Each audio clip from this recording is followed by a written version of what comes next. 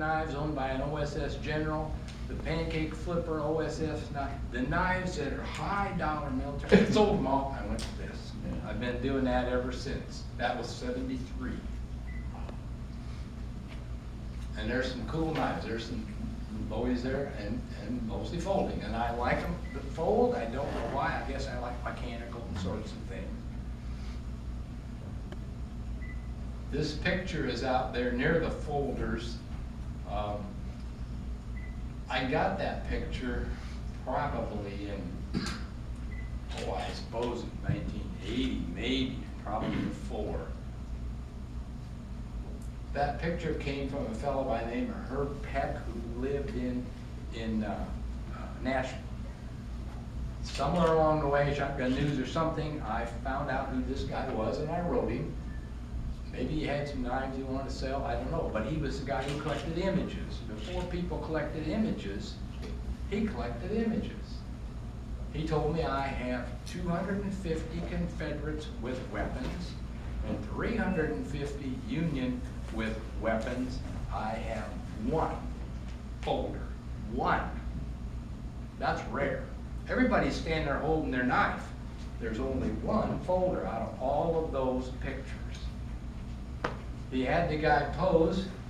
He said, stand over there and I'll take your picture. And the guy said, wait, I gotta get my knife in here too. Stabbed it right through the tablecloth into the guy's table.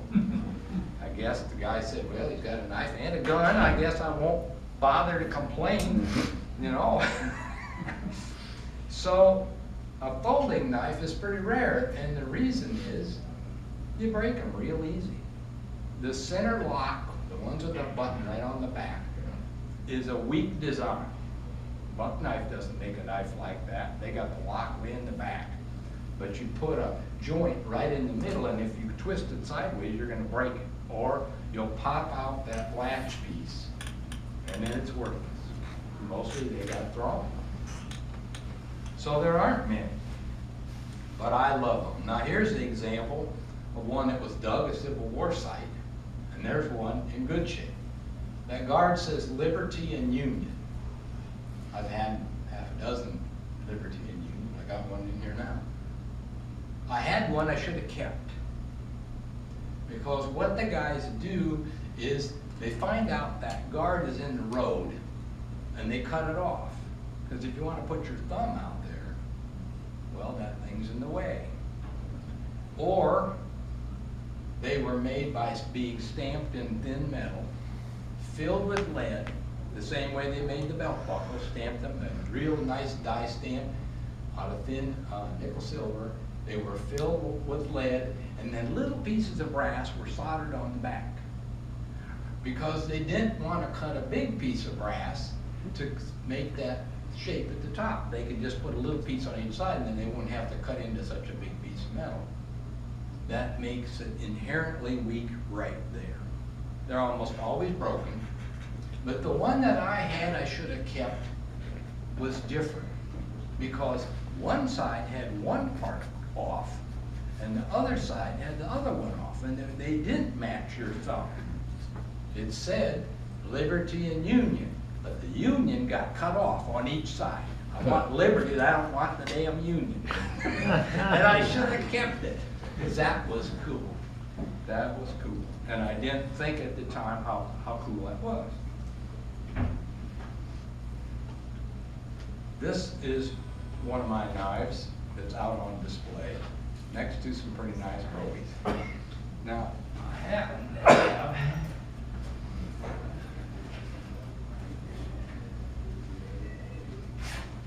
the mate of that knife. If you say, well, I don't want to collect any little pocket knives, that's as big as a lot of Bowies. It's this full 7-inch blade. It's 8 inches folded up. This one has got 2 blades. The one that's out there has only got one. It came either way. I've had this in a long time.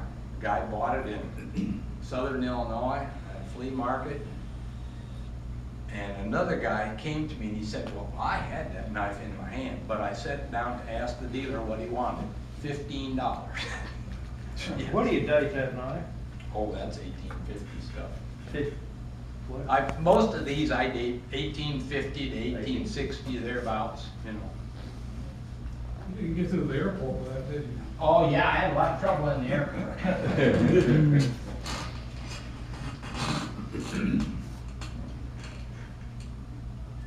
These are on display out there too. I'm using, all of these are the ones right now I'm showing that are the ones out there. You can go look at and see the display. That center folder is Samuel Jackson, right? Mark Baltimore. He made Bowie knives.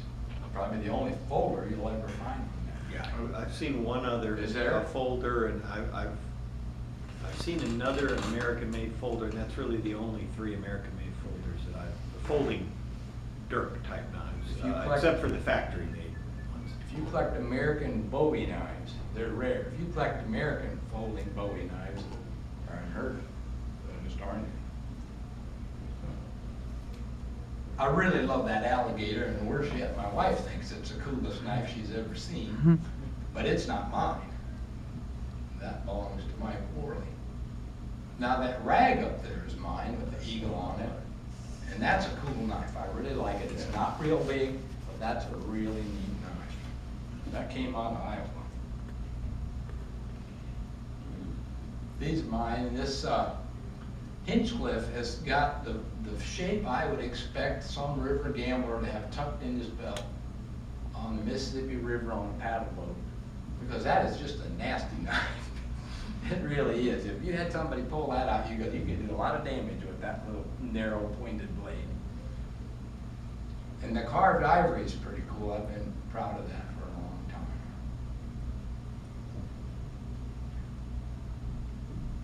The stag handle one I bought in Iowa as a result of going to a porch sale and talking to a lady, and she says, my husband collects knives.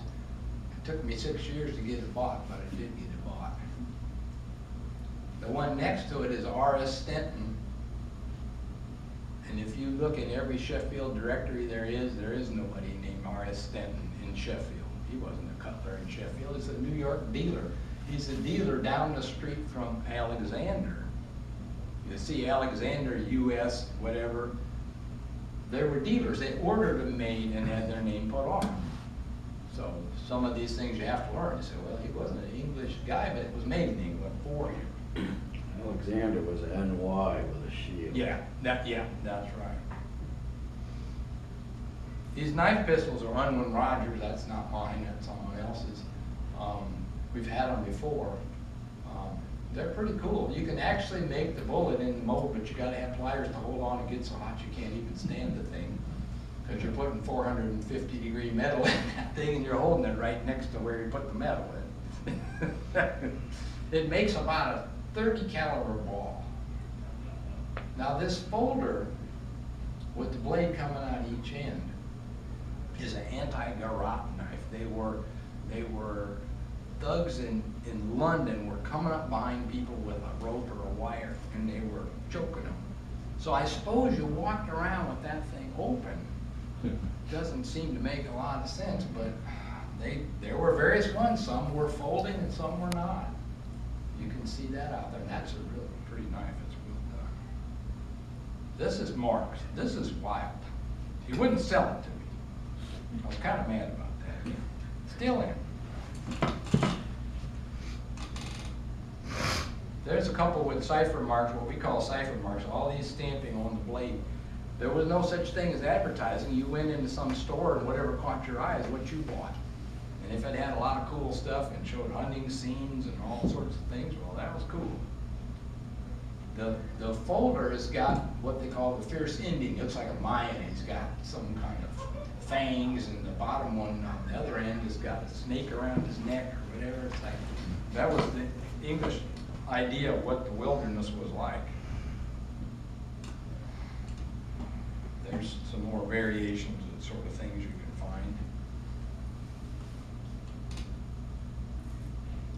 This one, we like to think it has a crown on the top. That belongs to Mike Worley. But the one down below is the one you won't get away from my wife, because she loves it. I bought that on eBay from a guy selling Tootsie Toys, Dinky Toys, little cars long ago. The horse head is different than any in the books. You have to look until you finally find the one Abel's book it's in. The stamping on the tang is different than the stamp they use on every other big folding Bowie. It's the beehive stamp that they use on the smaller knives. The etching is completely different than anybody seems to have seen. It's a guy on a horse throwing a lasso on two longhorn steers that are running. It's deep etched and it's gold filled. The handle is different than everybody says, wow, they never put on wood. Oh yeah, take a look at it. The guy I got it from said he and his brother went to a farm sale in a place called Schoolcraft, Michigan, southern Michigan. They went to a state sale of a couple that died. And he bid for the first pick of knives, $100. He bought that knife for $100. Had it 2 years and his brother said, why don't you sell that? So I piled a bunch of money on eBay and we went on a vacation, and that was before you had sniper bids. I had no idea. We came back, bidding was ended, and I didn't even get back in time. And then it said, you are the winner. That was a good day. So even though a lot of things are different than what you expect, that guy found it at a farm sale for $100. It's a very good knife. These two happen to be switchblades. You see that? The bottom one is an early piece. And it's got the little hole in the blade that you kind of get used to seeing on some of these. That's where the pin drops in. But that mopping up there is mine. And it's a switchblade, but it's got a nail in it. The reason is, it's double acting. You'll meet the custom guy that'll tell you he invented a double acting switchblade. No. Well, they did it a long time ago. The pin that holds things shut doesn't hold the blade. It holds the spring. So you open it manually or you push the button. Either way. In the 1850s, this is cool. That is a really good piece. I'm really proud of that. Mark lined me up for that one. So I own it. Both of these are on display out there too. That D-guard deal, that is really wild. That's Bill Wright's, is that correct? And that Stag one is mine, and yes, it is a switchblade. And it takes a lot of spring to throw that blade out, as long as it is. Because if I remember right, it's about 16 inches when the thing's open. I mean, it's got a lot of blade on it. That's a bunting. Nothing to me. There it is all the way open. When that was folded, it still stuck out the end. You had a little sheath that it went into, like a little dagger sheath. So somebody said, well, I've got a knife, just like Crocodile Dundee. Say, I got a knife, watch this. And it gets bigger yet. So there's the switches. I don't collect switchblades, I collect English folders, but I seem to accumulate them because I can't pass them up. They're just really cool. That big one was in the Bowie Knife book long ago. And that's the same size as this one I got down here. That blade's a full 7 inches. You open that one by pushing that small blade down. There's a crossbar down inside that frame that goes between, it goes through a hole in the liner. That crossbar is where the little blade sits down on.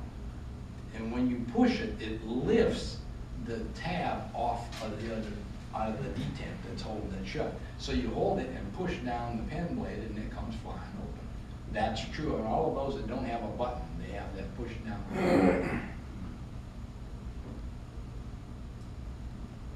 Now I happen to have, I'll show you this. You see that Stag one? Bunting made an ivory one, but it's not a switchblade. There's an exact same frame knife, except it's not a switchblade, made by the same guy. Down below it is a Charles Drabble, and that's W Crown iron. That stuff goes back to, well, 1837, lasted to King William, W Crown iron. And that has a tab on the spring that locks it open and locks it shut. Every once in a while you meet a guy at a flea market doesn't know how to open a knife and he pulls on it with pliers. Those get wrecked real fast when you do that. If you can't figure out how to open it, don't force it. There's something makes it come open. You can push down on something or lift up something. So that's a really good knife. I bought that long ago. These are some others. That second one down came from a guy who was in 35th, Ohio. I have all his history, know everything about the guy, and it was really pretty cool. And if you have a question, speak up. I mean, this is the page out of the Bowie Knife, or Folding Bowies, in Levine's book. All right? There's a sketch in there that doesn't look like much of anything. And I never paid it attention till Mark said, I think I know the guy that's got that knife. And I bought that knife under the table in Janesville, Wisconsin. There it is. The thing you have to know is, it's 5/16 thick. It's an axe. This is as heavy and big as you'd ever want a pocket knife to be. It's a wonderful thing. It's the exact knife, exact same one.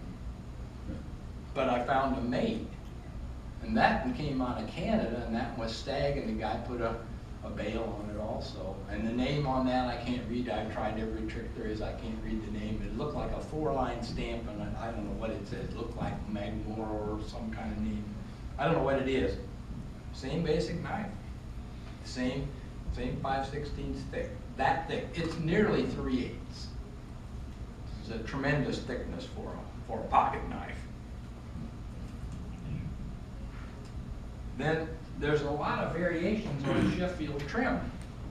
They made everything knowing that Americans would see stuff, and whatever it would be would grab their attention. We go across the bottom, we got Zach Taylor on a horse, and then we got the Pelicans of Louisiana, and then we got Zach Taylor again, we got George Washington, and we got, the next one is St. George and the Dragon.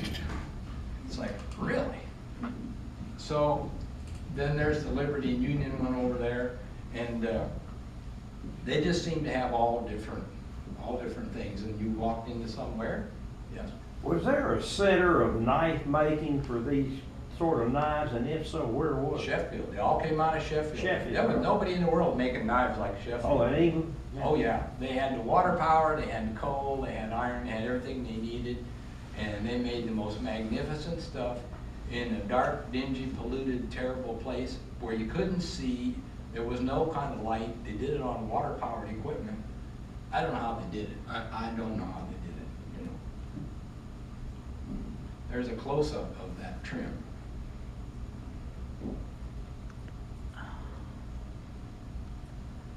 There's a close-up of there. See St. George killing the dragon. Never seen that anywhere else.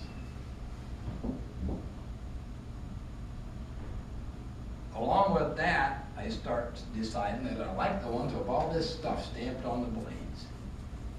Because when a guy went in to buy something, it had to catch his eye right away. And the target audience may not be literate. They may not be people that could read. So they have hunters and dogs and deer and buffaloes and every kind of thing on those blades. And those they're all stamped, they're not engraved?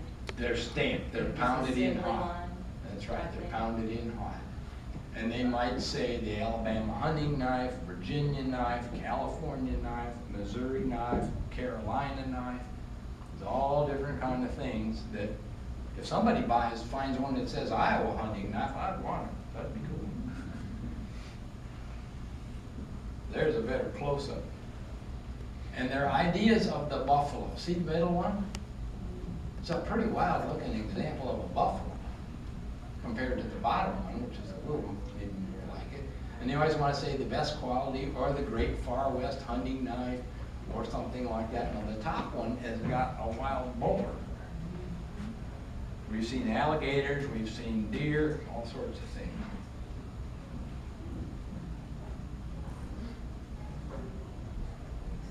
very top is one that says Old Kentuck on a rattlesnake. This little bitty knife. Never seen another one.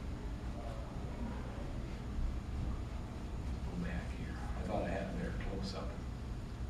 The knife with the funny shaped point. This was in Smoky Mountain Knife Works, and they had a great big bear's head up on the wall mounted, and his mouth open, and in his teeth was that third knife down.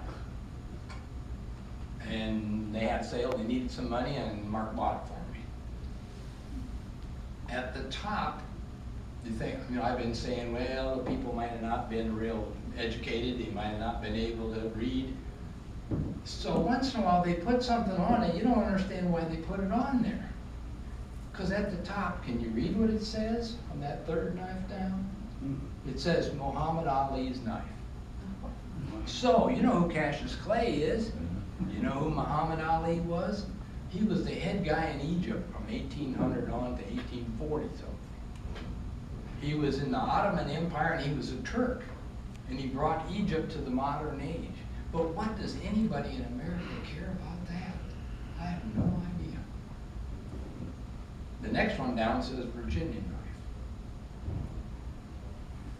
And the one below that says rough and ready. That's a reference to Zach Taylor. Cassius Clay, wasn't he a? Oh, he's the boxer. Well, But he he was took he was the a name. scrapper from Kentucky back in the 1800s. Well, yeah, but he took the name Muhammad Ali, and that was a famous name. We didn't know anything about that. Yeah.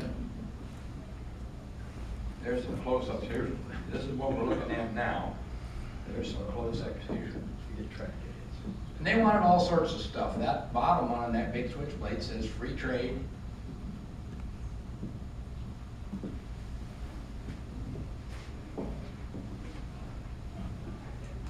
And they always say, I surpass all, I'm for use, try me.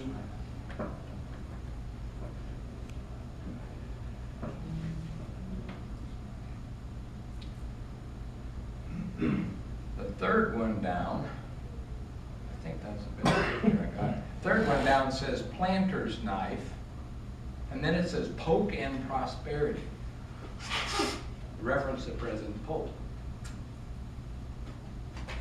who almost precipitated the Mexican-American War and the expansion of our country, which is where a lot of this reference to Zach Taylor and General Winfield Scott and the battle at Cerro Gordo and all these things.